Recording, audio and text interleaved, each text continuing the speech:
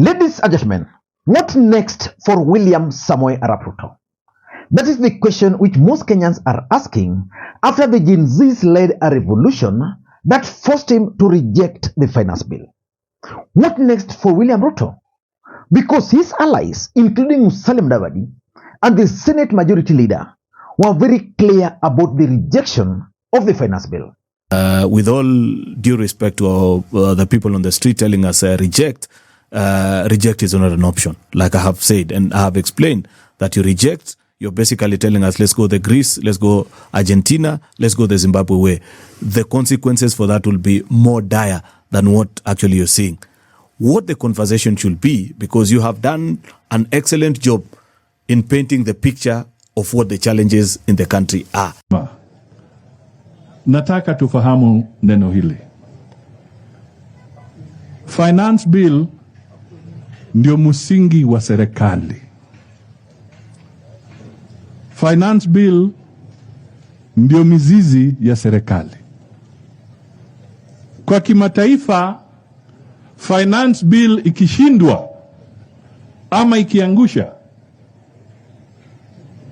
the net effect, kusema ukweli, ni kwamba serikali imeng'olewa mamlakani. It is equal to a vote of no confidence in a government. Kwa hivyo si mchezo, sio mambo ya kawaida. Hawa jamaa wanasukuma, wanasema tu it is matter ya finance. Mkiangusha finance bill kwa serikali yoyote, the next thing watasema that was a vote of no confidence, therefore the government must go home and we have fresh elections. That will be the end result. Kwa hivyo mkisimama hapa na watu wanacheka kule na nyinyi mnafikiri ni mchezo, watu wanataka kupanga kwamba waangushe finance bill ndio wanaseme this is a vote of no confidence in William Ruto, aende nyumbani. Don't take it lightly. Don't take it like a joke. It is serious. Which begs the question, what next for William Samoei Arap Ruto? Because as we speak, UDA leaders are apologizing. UDA leaders are hiding. Some of them cannot go to the ground because Kenyans are paying for their bloods. As we speak, UDA offices, especially in their strongholds, are being repainted a different color because most landlords have fear that those offices and the yellow colors are being targeted. What next for William Samoei Arap Ruto? In this video, I want us to do a critical analysis about what William Ruto should actually do after the rejection of the finance bill led by the Gen Zs. But before you do that, for those who are watching this channel for the first time, please take a second or two, click that subscribe button so that next time we produce a video like this, YouTube will automatically notify you. And to the subscribers, I want to continue thanking you guys for your continued support. Because without that support, this channel cannot be where it is. Ladies and gentlemen, without any further ado, allow me to dive in. And again, before I dive in, allow me to also take this opportunity to thank the following people. You are seeing their names on the screen there for the coffee which they sent to me earlier today. It goes a long way in supporting the channel. You can also do the same using the numbers you are seeing on your screen. Ladies and gentlemen, what next for William Samoei Arap Ruto? Because the truth of the matter, based on my own judgment, William Ruto is already reacting. I can see they've paid some influencers on Twitter to try and change the narrative. They have also unleashed their members of parliament to try and go to the ground. I've seen Zahir Janda on the ground. I've seen Dismas Baraza on the ground. I've seen Nyakundi on the ground. I've seen the ones from the Kamba Nation who are being chased from the ground. And of course, William Ruto is also meeting other group of leaders to come out with the strategies of dealing with the Gen Zs. But the question is, what next? For me, the first thing William Ruto must do, I would consult more and listen more to the ground, especially what the Gen Zs are saying. William Ruto is clearly not listening or is out of touch with what Gen Zs are saying. William Ruto met with the church leaders to discuss the issues of the youths. The youths are still having issues with the church. They occupied churches last week. They are still planning to occupy churches this weekend. Then William Ruto, in his own wisdom, decides to meet the church. William Ruto is here to understand that these Gen Zs have lost hope in the church. They've lost hope in the leadership.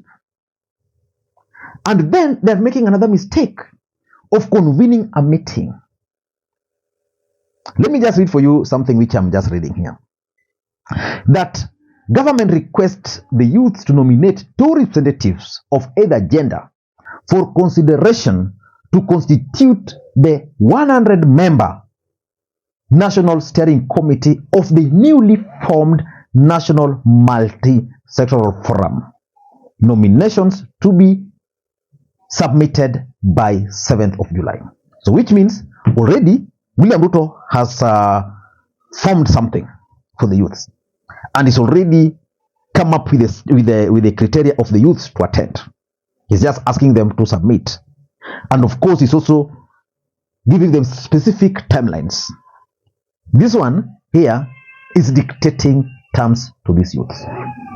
If I were Ruto, I would have realized that these youths have lost hope in these meetings. These youths are not calling for a meeting. These youths are not calling for them to be organized. They just want to see things moving, which means William Ruto has already lost touch. If I were Ruto, I'd request for an X space with these youths. Spare a day, just listening to them, try and talk to them, listen to their views, take them, come up with some agreeable points. So the youth can say, okay, we have this 10 agenda plan. Then they'll be discussing them online. Rather than having 10 people, that will not work. That's not going to work. If I were Ruto, I'd allow more youths to continue speaking. I'll talk about the people who are killed. Instead of that, William Ruto is going for the church leaders, without knowing that these church leaders no longer command the youths. The youths no longer respect the church because they believe the church has already been bought. There's no way William Ruto can discuss issues of the youths with the church. While those youths are complaining that the church can go and hold a meeting with Ruto, but they cannot go and even see the victims in hospitals. So that's number one. Consult and listen more. Number two, if I were Ruto, I'd try to win back the confidence of the people. One thing is very clear, that Kenyan people have lost confidence in William Ruto, especially they cannot bank on his words. That's why when William Ruto decided to reject that bill, most Kenyans were like, is this guy serious? Is he playing with us? Because they don't trust this word. That is something William Ruto needs to work on. And how can William Ruto win the confidence of the youths again? That is the question. If William Ruto were to go ahead with this 100 people meeting, it's going to go nowhere. Because already, just like Rigathi Gachagua alluded to yesterday while in Mombasa, that he knows that some people will try to bring their friends, girlfriends. That's how it's going to end. And that is the circle. So for that circle to end, let William Ruto consult with these youths on Twitter space, but then do things which will win their support. Let me just read this for you. Some of the things that can win the support of the youths. William Ruto is planning to employ the chief administrative secretaries. That is one of the office the youth are saying not necessary to cut cost. So if I were Ruto, tomorrow I'd just write some executive order saying we are not going to go ahead with the hiring of the chief administrative secretary. The youth will just see that this guy has started listening. The other thing, if I were him, I would do is now to start targeting corrupt government officials. The fact that Linturi supplied fertilizers, he's alleged to have supplied fertilizers to the country. And then these agencies believe very strongly that parliament was used to sanitize him. They believe so. If I were Ruto, I'd do something. I'd fire such kind of individuals so that the agencies can see things to be moving. Those are some of the things they are asking. The office of the First Lady and the office of the Second Lady or the office of the Prime Cabinet Secretary Lady, I don't know. These agencies are saying those offices are unconstitutional. In this country today, the amount of money which is allocated to the office of the First Lady, which is given to pastors every single month. Those are things they can say, we are, because of cost reduction measures, we are reducing all those. That way, William Ruto will win the support of these youths. William Ruto can stop the abduction of the agencies. So many of them are being targeted. He can't do that. He can stop this idea of sponsoring people to try and counter. Just act. He will win the support. People will start saying, this guy is serious. This guy is serious. Otherwise, this kind of things is doing to try to meet some people will not work. Will not work. So if I were to do that. Number 3, which is very, very important, I will ask William Ruto to fire his advisors. We are where we are today because of the people who are supposed to advise the president failed to advise him. Of course, there are people who still argue that William Ruto might be actually the problem. He doesn't listen to advice, but I'd fire some of them. Because most of these people actually rubbed it on the faces of the agencies. Today I was listening to Boni Alwale. And listening to Boni Alwale and tell me if he's making sense. Because for me, he's making a lot of sense. President, kama umenisikia vizuri, wakati ulileta mswada wa finance bill, mimi maswali ni kwa wanaume watatu. Deputy President Kashagwa, Chief Prime Minister Mudavadi, and Speaker of the National Assembly Wetangula. Hawa wanaume watatu nimeona wakati kimeumana Nairobi.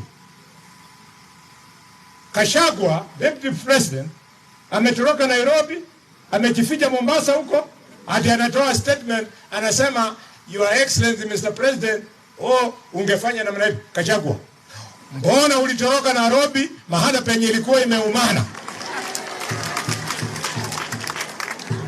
Na number 2, Kashagwa, kama ulikuwa na jambo ya kuambia rais, mbona ulikuwa unaambia rais kama tayari inji imebasuka? Why didn't you give him advice, the advice that would have preempted the mess that the country went into? Therefore, I want to ask Deputy President to stop pretending kama hako na advice, yeye wanakaa na rais, ampatie hiyo advice, ndio watoto wetu wasiendelee kudhulumiwa na kupoteza maisha yao. Waluya wamechangia, Ruto amekuwa president, hiyo kura imechangia wewe Wetangula ni speaker, imechangia wewe Mudavadi ni chief minister. Question is, Mudavadi nende Wetangula, where are you? Loma kuba karika katinya, mwamera mriku kaya president, makuba haka Waluya chukwenyanga. The fourth thing I would do if I were Ruto, I'd ask my allies to drop the arrogance. If you type Kiburi FC today, there's a list which will come up. UDA leaders, close allies of William Ruto. Just today, someone shared a photo. The photo you are seeing there. That photo is a home. It's taken at night. It belongs to a senior government official from Nyanza, from Homa Bay. The person has been in power less than two years. He has a house which is complete, just built when he was appointed. Now, this other one is a huge house. So it's actually called White House in Homa Bay. Now, those are the kind of things which are annoying people. Seeing people like Omanga, Alice Nganga, Zahir Zanda moving around, flaunting their wealth. Today I was in Bunge la Wananchi Kisumu, and someone was like, Millicent Omanga used to sell bed sheets, and today is getting 1 billion tender from State House. Of course, she has denied, but now that's the story, that she was selling bed sheets. She used to get them from someone. That person is still where Millicent Omanga left her. The person she used to take from is still where she left her. But today, Millicent Omanga can just go to a shop, 40 million cash, and dive. Osoro, just talking the way he's talking, listening. You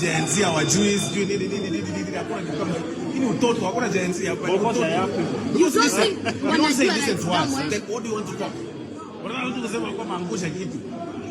Understand kwanza the point kwamba kuna finance bill na hapa ndio tumetoka. Some of them have engaged them. Mimi nilikuwa na engage. Kuna mmoja nimeengage hapa, actually about 5 of them. Ameniambia tunajua mweshi kitu nataka kufanya kitu mali nikamuuliza clauses hajui hata moja. Watu watano sio. Ngoja nikaenda, I'm talking about the wenye nimeengage. Kwa hivyo ni wengi wamenieleza. Akafika place nikamueleza about maneno ya sanitary pads, nini vile tunataka ku grow manufacturers, akaniambia aya kumbe ni hivyo.